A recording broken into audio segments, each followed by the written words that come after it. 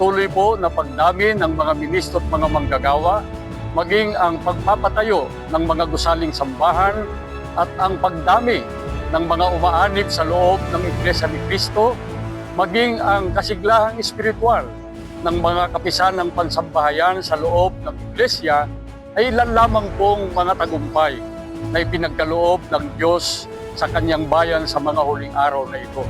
Sa pangunguna po naming mga ministro at mga manggagawa, kasama po ang aming may bahay.